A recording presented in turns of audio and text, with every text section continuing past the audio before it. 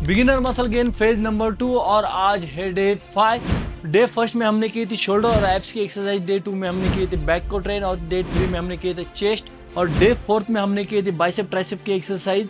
अब तक ये 4 वीडियो आपने नहीं देखे तो जाके वीडियो देखिए। तो स्वागत है आप सबका फिट विद प्रमोद में। कैसे हो आप सभी? आशा करता हूँ आप सब फिट एंड फाइन हो गए। तो आज डे 5 में हम करने वाले लेग्स को ट्रेन।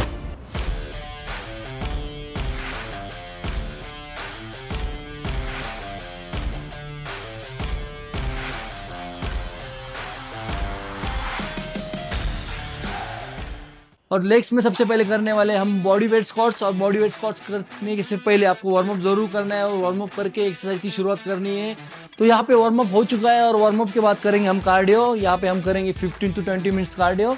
उसके बाद करेंगे हम लेग्स की एक्सरसाइज की शुरुआत। और लेग्स में सबसे पहले करने वाले हम body weight squats. Body squats करते समय कुछ चीज़ों को आपको ध्यान रखना है, जैसे कि सबसे पहले आपको पैरों का डिस्टेंस जो होगा आपका क्लोज ना रखते हुए आपको मोर देन शोल्डर रखना है और आपके टो बाहर की तरफ आपको उसको प्लेस करना है। जब भी आप नीचे बैठोगे तो आपके पैरों का बीच का एंगल जो होगा 90 डिग्री होगा। यहाँ से आपको ऊपर की तरफ आना है और जब भी आप ऊपर की तरफ आओगे तो आपको नी को स्ट्रेट नहीं रखना है, थोड़ा शाया फ्लॉक रखते हुए एक्सरसाइज को फॉर्म करना है।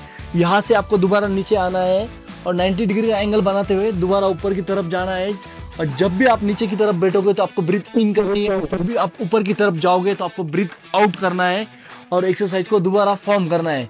स्लो एंड कंट्रोल फॉर्म में एक्सरसाइज को करना है और आपकी चेस्ट को आपको अप रखना है।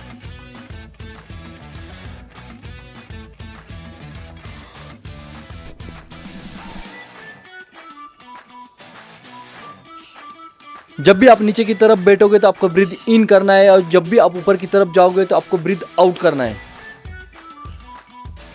और इस एक्सरसाइज के करने वाले हम 4 सेट। फर्स्ट सेट जो होगा हमारा यहाँ पे प्रिपरेशन सेट होगा, उसमें हम करने वाले 10 रेपिटेशन और सेकंड सेट होगा हमारा 15, उसके बाद 12, उसके बाद हम करने वाले हैं 10 रेपिटेशन। बॉडी वेट स्क्वाट्स के यहाँ पे 4 सेट खत्म होने के बाद नेक्स्ट एक्सरसाइज जो करने वाले हम सीटेड लेग प्रेस। और सीटेड लेग प्रेस करते समय कुछ चीज़ों का आपको ध्यान रखना है, जैसे कि आपके हाइट के हिसाब से सीट को एडजस्ट कीजिए और जब भी आप पैरों को आगे की तरफ प्लेस करोगे नी जो है आपकी शोल्डर लाइन में होगे और टो को बाहर की तरफ थोड़ा प्लेस करना है और एक्सरसाइज को परफॉर्म करना है। जब भी आप पैरों को आगे की तरफ लेके जाओगे तो आपकी नी जो है स्ट्रेट नहीं होगे, नी को यहाँ पे थोड़ा शाया फ्लॉक रखना है और चेस्ट को अप रखते हुए पीछे की तरफ आना है और एक्सरसाइज को दोबारा फॉर्म करना है।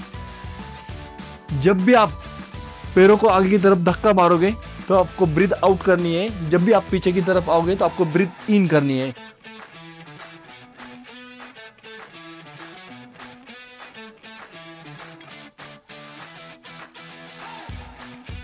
और आपको हर सेट में वेट इंक्रीज जरूर करना है। तो अगर आपकी जिम में सीटेड लेग प्रेस की मशीन ना हो तो आप लेग प्रेस के ऊपर भी एक्सरसाइज को कर सकते हो। और सीटेड लेग प्रेस के यहाँ पे करने वाले हम 3 सेट और रैप रेंजेस जो होने वाली है हमारे यहाँ पे 15, 12 और 10। उसके बाद हम करने वाले लेग एक्सटेंशन। और लेग एक्सटेंशन करते समय कुछ चीज़ों का आपको ध्यान रखना है, आपके हाइट के हिसाब से सीट को एडजस्ट कीजिए और जब भी आप पैरों को यहाँ पे फंसाओगे और ऊपर की तरफ जब भी लेके आओगे तो 1 सेकेंड का आपको होल्ड करना है और धीरे से पैरों को नीचे लेके आना है और अगेन एक्सरसाइज को दोबारा फॉर्म करना है। जब भी आप ऊपर की तरफ पैरों को लेके आओगे तो आपको ब्रीथ आउट करना है, जब भी आपके पैर नीचे की तरफ आएंगे तब आपको ब्रीथ इन करना है।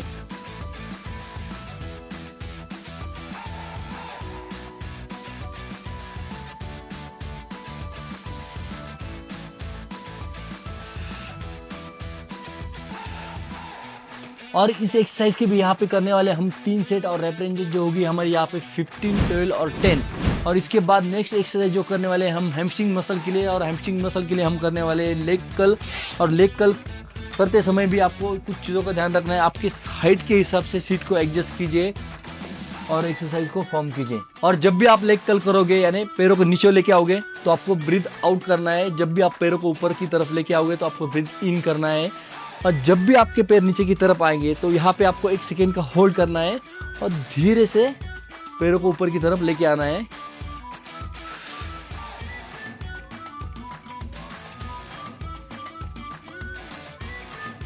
और इस एक्सरसाइज के भी यहाँ पे करने वाले हम 4 सेट और हर सेट में आपको वेट इंक्रीज जरूर करना है। और लेग कर्ल के बाद नेक्स्ट एक्सरसाइज जो करने वाले हम स्टैंडिंग काफ राइज। और स्टैंडिंग काफ राइज यहाँ पे हम मशीन के ऊपर करने वाले हैं। अगर आपके जिम में मशीन ना हो तो आप बॉडी वेट के साथ भी इसको परफॉर्म कर सकते हो। कुछ चीज़ों का आपको ध्यान रखना है, जैसे कि जब भी आप पैरों को प्लेस करोगे ज़्यादा आगे की तरफ प्लेस ना करते हुए, जैसे आप वीडियो में देख रहे हो, यानी टो के ऊपर आपको पैरों को रखना है और नीचे की तरफ पूरा आना है और नी को बिल्कुल स्ट्रेट रखना है। जब भी ऊपर की तरफ जाओगे तो एक काफ्स में अच्छे से कॉन्ट्रैक्ट फील करना है और एक्सरसाइज को दोबारा फॉर्म करना है। और जब भी आप ऊपर की तरफ जाओगे तो आपको ब्रीथ आउट करनी है, जब भी आप नीचे की तरफ आओगे तो आपको ब्रीथ इन करना है।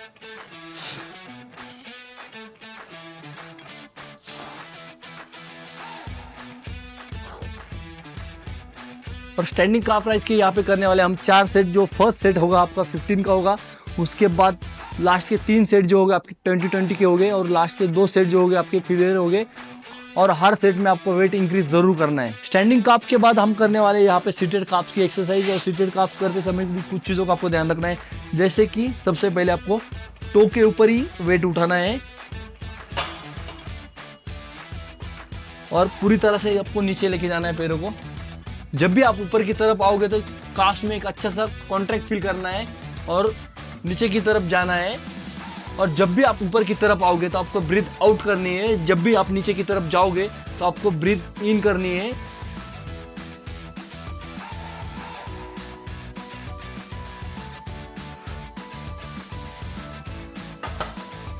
और सीटेड काफ्स राइज के यहाँ पे करने वाले हम 3 सेट और रैप रेंज जो हो गई हमारे यहाँ पे 15 और लास्ट के 2 सेट हो गए हमारे 20-20 के।